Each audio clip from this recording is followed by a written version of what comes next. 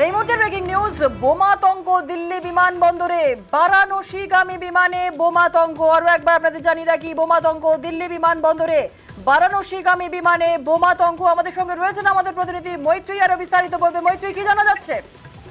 দেখো জুনেলা, এখনো পর্যন্ত যেটা জানা যাচ্ছে যে বারাণসীগামী দিল্লি থেকে এই বারাণসীগামী বিমানের খবর পাওয়া যায় যে এখানে বোমা রাখা রয়েছে এবং সেই খবর পাওয়ার পরেই কিন্তু অতি দ্রুত সেখানে গিয়ে পৌঁছায় কিউআরটি এবং সিআইএসএফ এবং দ্রুত সেখানকার যাত্রীদেরকে বিমান থেকে নামিয়ে আনা হয় এবং এই মুহূর্তে বিমানটিকে আলাদা জায়গায় নিয়ে যাওয়া হয়েছে এবং সেখানে সার্চ করা চলছে এবং সার্চ করার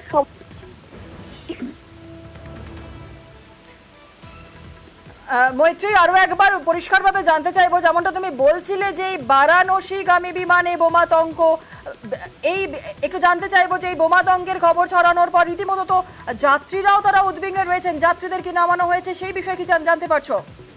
একেবারে এই যাত্রীদের হয়েছে এবার না মৈত্রী, স্থান পরিবর্তন করে কথা বলো। আর একবার দর্শকদের উদ্দেশ্যে জানিয়ে রাখি, বোমাতঙ্ক দিল্লি বিমানবন্দরে, বারাণসীগামী বিমানে বোমাতঙ্ক, নিরাপদ দূরত্বে নিয়ে যাওয়া হয়েছে বিমানটিকে। এখনো পর্যন্ত যা জানা যাচ্ছে, যাত্রীদের বের করা হয়েছে সেই বিমান থেকে।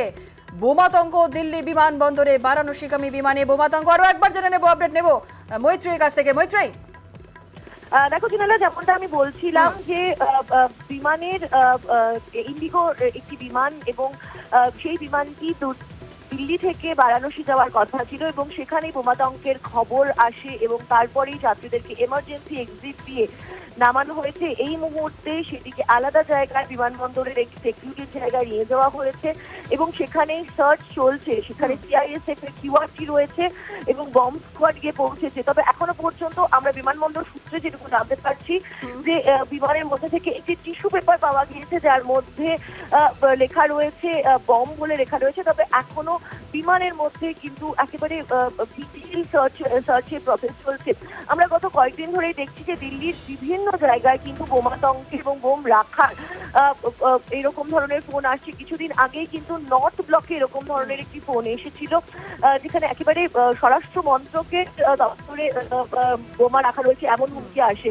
তারপরে দিল্লির বেশ কিছু বিশ্ববিদ্যালয় এবং বেশ কিছু স্কুলেও এরকম ধরনের কিন্তু হুমকি ফোন আসে যে সেখানে বোমা রাখা রয়েছে। এবং আজকে যেটা দেখা গেল যে একেবারে প্লেনের মধ্যে, বিমানের মধ্যে বোমা রাখা রয়েছে এমন হুমকি ফোন এসেছে এবং তারপরে কিন্তু কোনো ঝুঁকি না নিয়ে যাত্রীদেরকে একেবারে এমার্জেন্সি এক্সিট দিয়ে স্লাইড করে তাদেরকে নামানো হয়েছে। এই মুহূর্তে যাত্রীদের সবাইকে সেফ জায়গায় নিয়ে যাওয়া হয়েছে বলে বিমানবন্দর সূত্রে আমাদেরকে জানানো হয়েছে এবং বিমানটির সার্চিং প্রসেস চলছে। ধন্যবাদ মৈত্রী। আসি পরবর্তী খবরে, বাঁকুড়ায় বিদ্যুৎস্পৃষ্ট হয়ে মৃতের নাম মধুসূদন ঘোষ। আরো একবার আপনাদের জানিয়ে রাখি, অত্যন্ত মর্মান্তিক খবর। বাঁকুড়ায় বিদ্যুৎস্পৃষ্ট হয়ে মৃত ব্যক্তির নাম মধুসূদন ঘোষ। দেবব্রত আমাদের প্রতিনিধি আমাদের সঙ্গে রয়েছে। দেবব্রত আরো বিস্তারিত বলবে। দেবব্রত, কি জানা যাচ্ছে? একেবারে জুনেলা, দেখো যেমনটাই গ্রাম্য সূত্রে জানতে পারা যাচ্ছে, এলাকায় দুদিন ধরে কারেন্ট ছিল না, যে কারণে পানীয় জলের সমস্যা হয়ে গিয়েছিল। এরপর ওই মধুসূদন ঘোষ যে মারা গেছেন, ওই ব্যক্তি জেনারেটর চালিয়ে পাম্প থেকে জল তুলছিলেন। জেনারেটর চালিয়ে পাম্প থেকে জল তোলার পর যখন জল তোলার কাজ সম্পন্ন হয়, তারপরে ইলেকট্রিক যে তার, সেই তার গুটিয়ে ঘরে রাখার জন্য উদ্যোগ নিয়েছিলেন। ঠিক তখনই হঠাৎ করেই কারেন্ট চলে আসে। এরপরেই বিদ্যুৎস্পৃষ্ট হয়ে ওই ব্যক্তির মৃত্যু হয়। তড়িঘড়ি তাকে নিয়ে যাওয়া হয় ইন্ডাস ব্লক প্রাথমিক স্বাস্থ্য কেন্দ্রে। সেখানে কর্তব্যরত চিকিৎসকরা তাকে মৃত বলে ঘোষণা করে। গ্রামবাসীরা জানাচ্ছেন যে দুদিন ধরে কারেন্ট ছিল না, যে কারণেই জলকষ্টে ভুগছিলেন এলাকার মানুষজন। জল খাওয়ার জন্যই, বাড়িতে জলের জন্যই কিন্তু পাম্প চালিয়েছিল এই জেনারেটরের মধ্য দিয়ে। এবার হঠাৎ করে কারেন্ট চলে আসার জন্যই তার মৃত্যু হয়। সাময়িকভাবে এলাকায় উত্তেজনা পরিস্থিতি সৃষ্টি হলেও এই মৃত্যুর খবর পাওয়ার পরেই গ্রাম জুড়ে শোকের ছায়া নেমে আসে। তোমাকে জানিয়ে রাখবো, ষষ্ঠ দফা নির্বাচনে এই যে মধুসূদন ঘোষ, তিনি 175 নম্বর বুথের বিজেপির এজেন্ট ছিলেন। দায়িত্বের সাথে ভোট করেছেন, কিন্তু ভোটের রেজাল্ট দেখা আর হলো না। স্বাভাবিকভাবেই শোকের ছায়া গ্রাম জুড়ে। ধন্যবাদ দেবব্রত। লিলুয়ায় রেমালে ফেরবলি বিদ্যুৎস্পৃষ্ট হয়ে মৃত্যু এক যুবকের। লিলুয়ার সূর্যনগর 1 নম্বর কলোনির ঘটনা। লিলুয়া রিমালে ফের বলি বিদ্যুৎস্পৃষ্ট হয়ে মৃত্যু এক যুবকের। আমাদের সঙ্গে রয়েছেন আমাদের প্রতিনিধি দেবাশিস। দেবাশিস, মর্মান্তিক খবর, কিভাবে বিদ্যুৎস্পৃষ্ট হলেন এই ব্যক্তি? দেখো, মূলত পরিবারের যেটা অভিযোগ যে এই রেমালের প্রভাবে যে ভারী বৃষ্টি হয়, সেই বৃষ্টির জেরে কিন্তু বাড়ির সামনে প্রায় 1 হাঁটু সমান জল জমে থাকে। সেই জলের মধ্যে দিয়ে তাদেরকে যাতায়াত করতে হচ্ছিল। গতকাল সন্ধ্যাবেলা প্রসেনজিৎ কুমার 30 বছর বয়সের এই যুবক, সে ঘর থেকে বেরোতে যায় বাইরে, এবং তখনই যে জলের মধ্যে থাকা তাদের লোহার গেট, সেই গেটে হাত দিতেই কিন্তু বিদ্যুৎস্পৃষ্ট হয়। কিন্তু যেটা জানা যায় যে তাদের বাড়ির যে কলিং বেল, সেই কলিং বেলের তারই কিন্তু ছিঁড়ে গিয়ে সেখানে বিদ্যুৎস্পৃষ্ট হয়ে থাকে, এবং পরবর্তীকালে সেখানে যে জল জমেছিল, গ্রিলের মধ্যে জল লাগা ছিল লোহার গ্রিলে, সেখানে কিন্তু আরো বেশি বিদ্যুৎস্পৃষ্ট হয়। এবং তারপরে তাকে উদ্ধার করতে এসে তার বোন এবং তার মা, তারাও কিন্তু আহত হয়। কোনো ক্রমে তাকে উদ্ধার করে হাসপাতালে নিয়ে যাওয়া হয়, হাওড়া টিএল জয়চর হাসপাতালে। সেখানে চিকিৎসকরা তাকে মৃত বলে ঘোষণা করা হয়। ফলে হাওড়ায় এই ধরনের ঘটনা, অর্থাৎ রেমালের যে প্রভাবে যে বৃষ্টি, তার বৃষ্টির যে জমা জল এবং সেখানে বাড়ির ইলেকট্রিকে বিদ্যুৎস্পৃষ্ট হয়ে মৃত্যুর ঘটনায় কিন্তু শোকের ছায়া নেমেছে লিলুয়া সূত্রনগরে। ধন্যবাদ।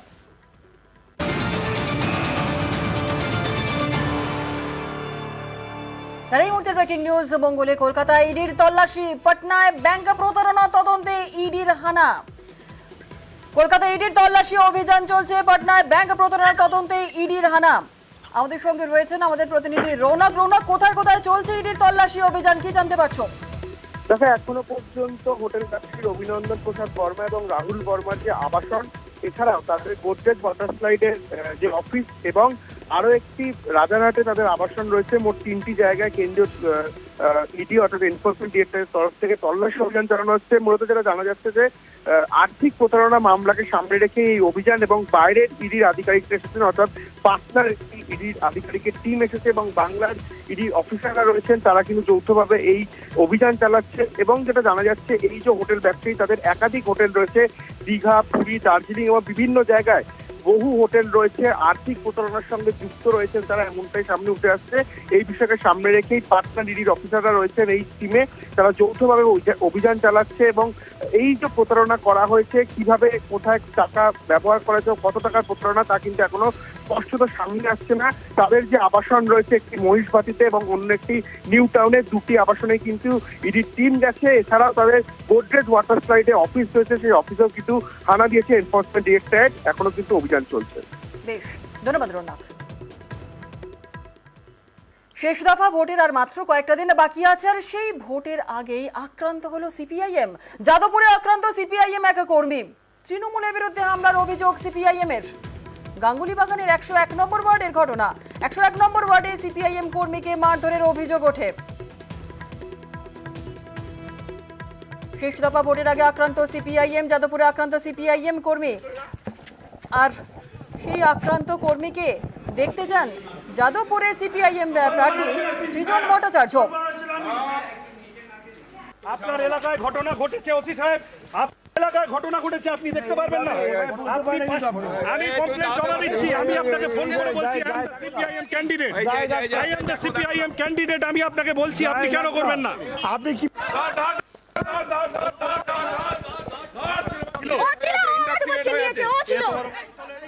মেরেছো কেন? আমাদের এখানে মেরেছো, অবশ্যই মেরেছো।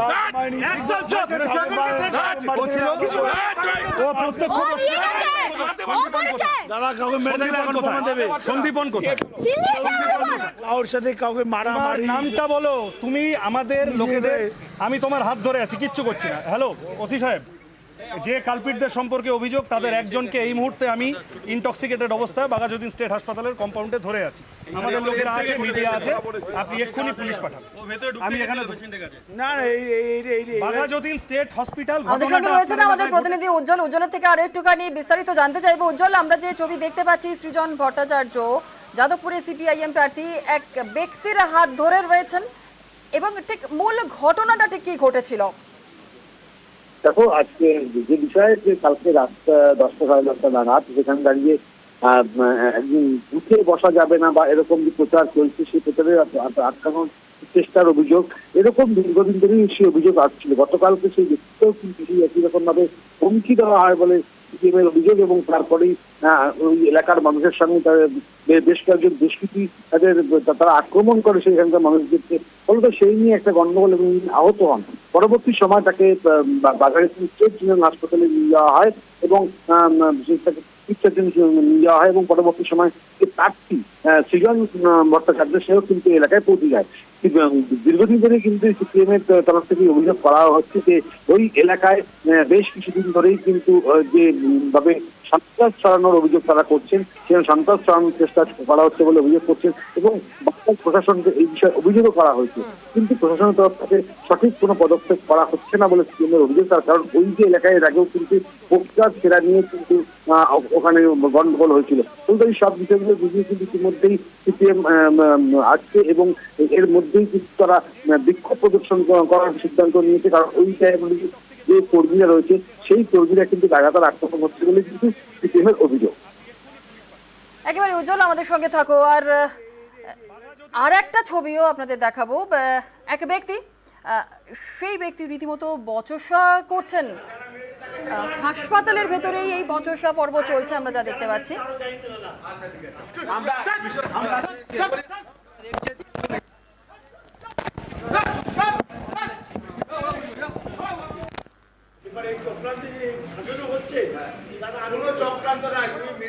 হাসপাতালের মধ্যে একটা বচসার ছবি আমরা দেখতে পাচ্ছি। উজ্জ্বল, এই বচসা ঠিক কি নিয়ে হচ্ছে একটু জানতে চাইবো।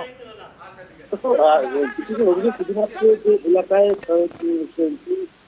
বাহিনী থাকছে তা নয়, যখন কেউ আহত হচ্ছে বা তাকে আক্রান্ত করা হচ্ছে তাকে নিয়ে যখন হাসপাতালে নিয়ে যাওয়া হচ্ছে, সেখানেও পর্যন্ত সেই দুষ্কৃতীরা পৌঁছে যাচ্ছে এবং সেই জায়গাতেও কিন্তু তারা তাদেরকে হুমকি দেওয়ার কাজ করছে। তো এই বিষয়ে যে আমাদের ব্যক্তি পাওয়া যাচ্ছে, সেখানেও কিন্তু একই রকম অভিযোগ তাকে চিহ্নিত করে ওখানকার যে দলীয় কর্মীরা, এবং পরবর্তী সময় তাকেও কিন্তু গ্রেফতার করার জন্য পুলিশের কাছে আবেদন জানানো হচ্ছে, প্রার্থী তাকে ফোন করছে। কিন্তু এই জায়গায় দাঁড়িয়ে যে ঘটনাটা গতকাল ঘটেছে, বারবার করে যে অভিযোগ করা হচ্ছে, সেই অভিযোগে কিন্তু আরো একবার অভিযোগ জানানো হলো প্রশাসনকে, এবং নির্বাচন কমিশনের কাছে কিন্তু আজকে তার অভিযোগ জানানো হবে পার্টির পক্ষ থেকে। ধন্যবাদ। জেঠু আমাদের জন্য খাবার দাবার নিয়ে বাড়ি ফিরছিল, তখন হঠাৎ করে বাইক নিয়ে ওই ছেলেটি এসে মারধর শুরু করে। আমি আটকাতে গেছিলাম, আমাকে লাথি মারে, আর যাকে গ্রেফতার করা হয়েছে সে আমার উপর প্রচন্ড জোরে চিল্লায়। দুজন এসেছিল, দুজনের মধ্যে একজনকে ধরা হয়েছে আর একজন তো পালিয়ে গেছে, আমি আইডেন্টিফাই করে দিই। এই দুজনে ছিল, আর একজন যে মেরেছে সে আসেনি।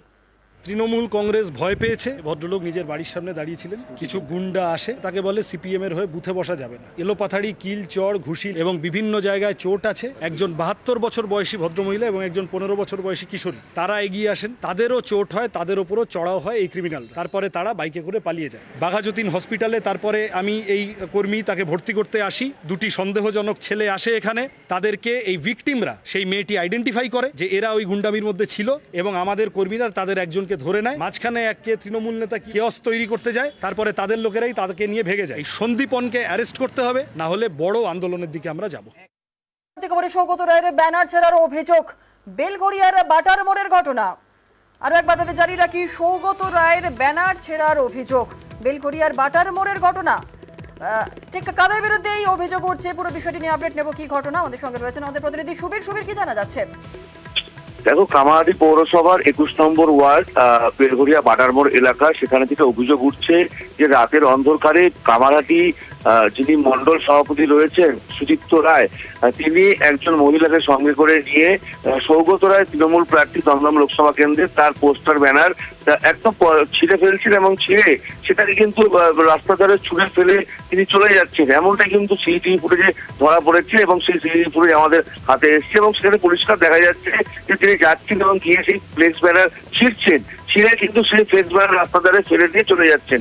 এই গোটা ঘটনা সরব হয়েছে তৃণমূল কংগ্রেস নেতৃত্ব। তারা বলছেন যে এইভাবে কিন্তু নির্বাচনের আগে এলাকাতে এইভাবে ব্যানার পোস্টার ছেড়ে এলাকায় একটা অশান্ত তৈরি করার চেষ্টা করা হচ্ছে, এবং এই গোটা ঘটনায় বিজেপি নেতৃত্বে কিন্তু কোনো রকম কোনো প্রতিক্রিয়া পাওয়া যায়নি।